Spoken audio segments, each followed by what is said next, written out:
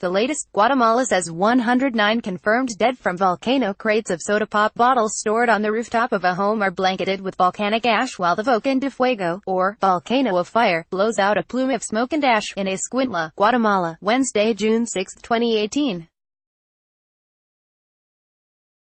Rescuers were concerned about possible dangers posed not only by more volcanic flows but also rain. Authorities have said the window is closing on the chances of finding anyone else alive in the devastation. AP photo, Moises Castillo, San Miguel Los Lotes, Guatemala. AP, the latest on the eruption of Guatemala's volcano of fire, all times local, 5:50 p.m.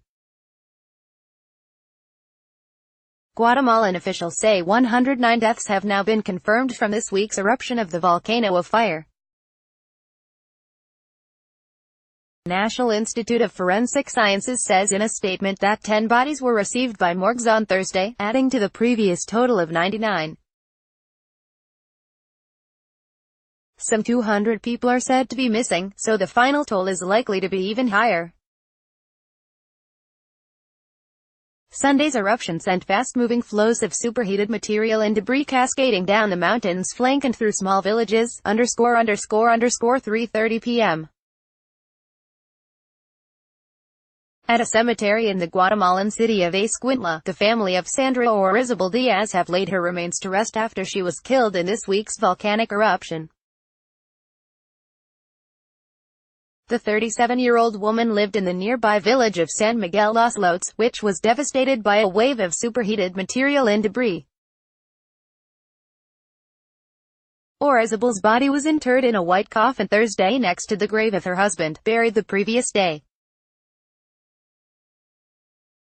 All told, 18 members of the family died or disappeared in the disaster.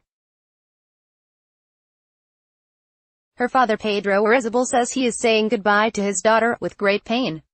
He asks for God's blessing on those family members who survived.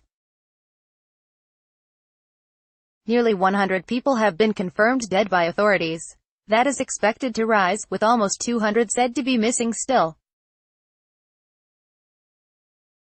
Sandra Orizabal was buried hurriedly and without the usual wake by order of health authorities. A row of additional graves have already been dug at the lush green cemetery, ready and waiting for whoever comes next, __12:20 p.m. Guatemalan prosecutors have ordered an investigation into whether evacuation protocols were followed properly in Sunday's deadly volcanic eruption, which caught many residents unaware and with little to no time to evacuate. A statement from the public ministry said Thursday that the investigation will seek to establish whether the necessary protocols were activated that would allow for prudent and timely decisions. Disaster officials began monitoring increased activity at the volcano of fire on Sunday morning but initially said no evacuations were necessary. A new, more powerful explosion in the afternoon prompted an evacuation order, but deadly and fast-moving flows of superheated material and debris washed over villages before many people had time to flee. At least 99 people have been confirmed killed, a number that is expected to rise with nearly 200 still missing. __10 a.m. The United States is sending emergency aid, including financial resources, to help meet food, water and sanitation needs for victims affected by the eruption of Guatemala's volcano of fire. The White House says President Donald Trump's administration is also sending aircraft to help transport burn victims to Florida for treatment. Spokeswoman Sarah Huckabee Sanders says the aid is being provided at the request of the Guatemalan government. Guatemala recently moved its embassy in Israel from Tel Aviv to Jerusalem, following a recent similar move by the U.S.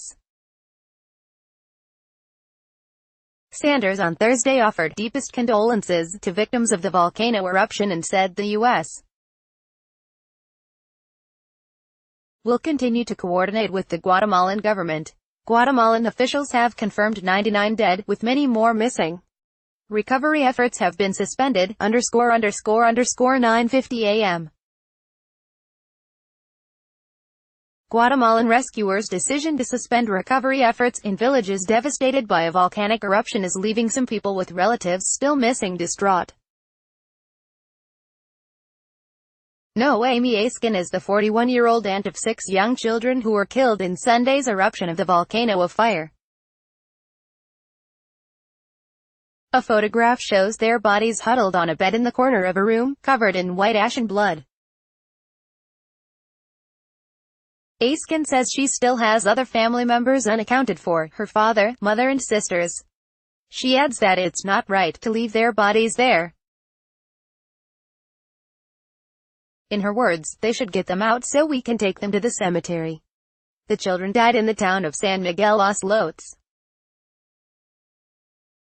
Askin is in a shelter in the city of San Miguel Los Lotes.